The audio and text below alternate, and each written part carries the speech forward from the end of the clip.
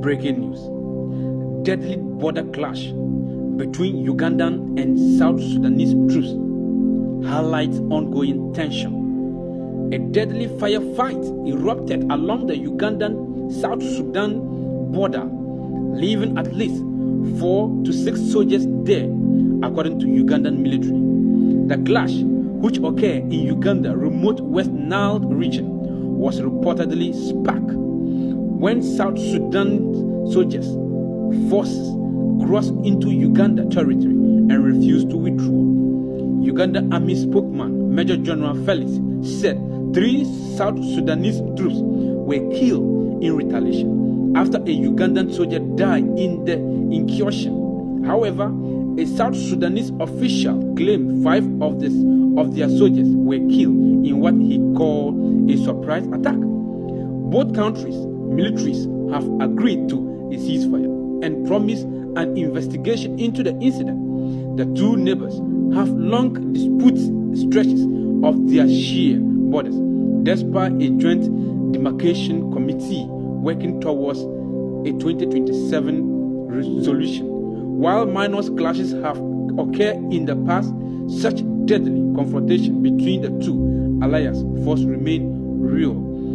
Deadly clashes between Ugandan and South Sudanese troops, leaving 6 soldiers dead. This is a breaking news coming.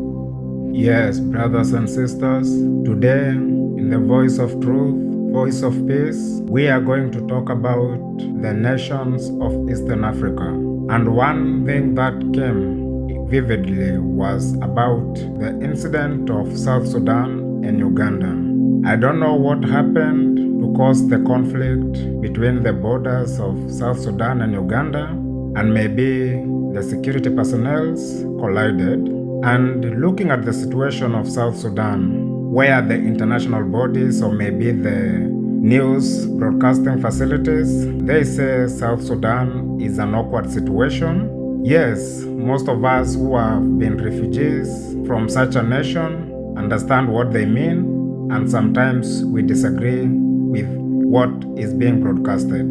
But now the actual thing is about what is happening now in the borders of Uganda and South Sudan. People trying to demarcate the already existing borders is an issue that no one will ever imagine to talk about. So whatever happened there, we have the realities on the ground to deal with. For example, seeing that the division of the civil war in South Sudan, and then the using of the foreign militaries to crash against its own citizens. Because now, if agreement or negotiation fails, what does this mean? It means that the parties concerned haven't got what they intended to get from one another.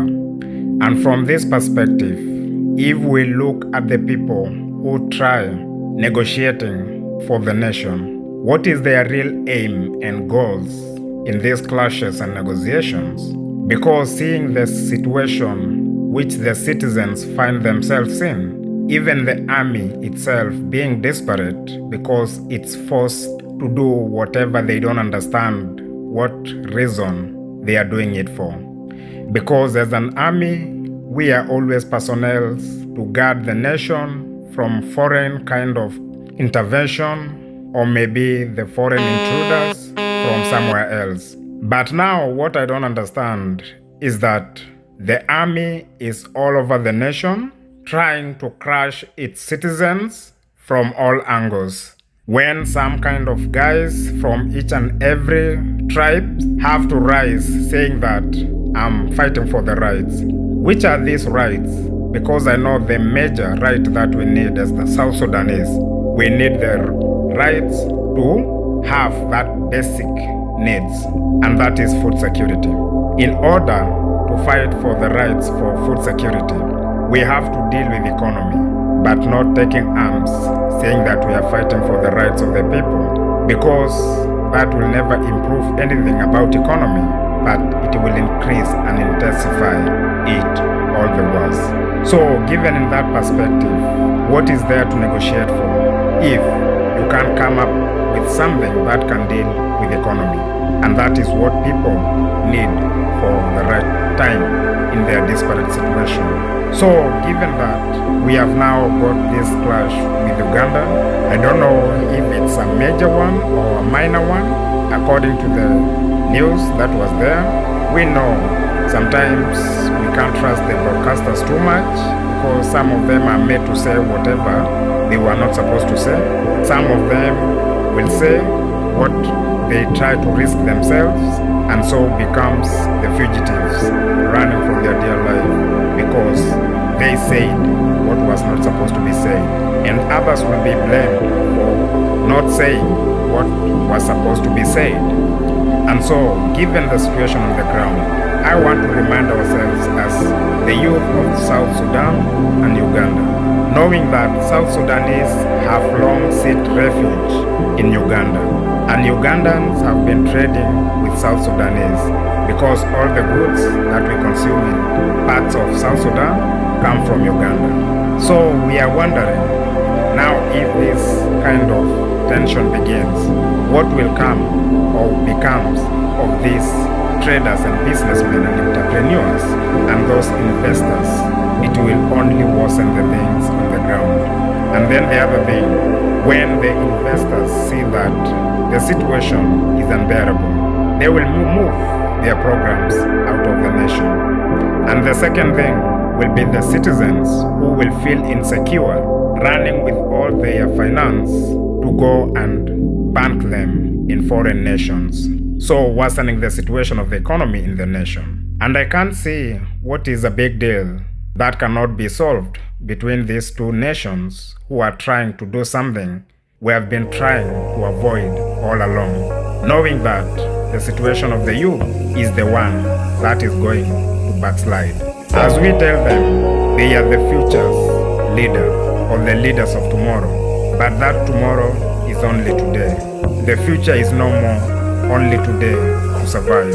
So if you youth don't take this time and advocate for real peace, real justice and fairness, equality and equity in East Africa, then I fear for you being the leaders of tomorrow, because once a virus has spread, it will always increase the rate of infections. Like when we remember about the COVID, it came and it just swept like the wind, coming from the leeward side to the windward side, and whatever is on the way will be blown by the wind.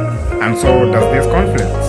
They travel as fast as the winds, accelerating the tension of hatred between the members of the nations.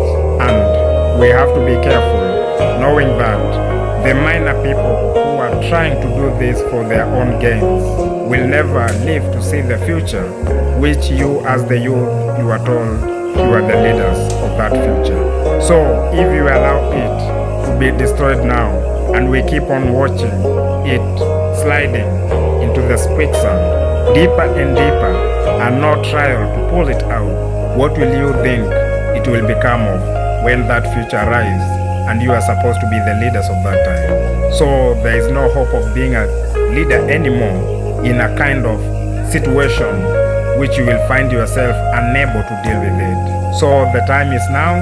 Let's cry, stop the war in South Sudan and in East Africa. And most of the times is us, the youth, who feel the pinch. As the saying in Swahili says, fahali wawili wakipigana, nyasi ndizo humia. And I'm feeling that pity, because when the two bulls fight, the grass is always the one to be crushed. And the grass is the youth and innocent citizens whom we feel the pinch of these kind of competitions. So by all means, let's rise and join hands together and say no to war and yes to peace, because that is the only way to inherit a future that is enriching, rather than to inherit a broken kind of future. And then again, to those who feel superior now, whether you are coming from a royal family or maybe you are coming from a well-to-do family, we know that nothing is permanent. Even the earth or the universe itself, Jesus said, it will come to an end. So, as we remember in history, there were kingdoms that existed, and now they are no more. And even now, there might be royal families that exist. Maybe in future, there will be no more. What will become of us, the descendants of this royal family, boasting pridefully now that they were the ones to say, the way the kingdoms disappeared, we will also disappear, and others will rise only to intimidate ourselves in front of those rising, because we were once the products of those arrogant royal ones. And as we remember in history, there are so many things that happened to those prominent people until their name was ashamed to be named after. Not even mentioning, hearing the name will make you close your ears. And now their reality is no more. So let's take this into heed and prompt into action, crying for peace, crying for unity, crying for equality, crying for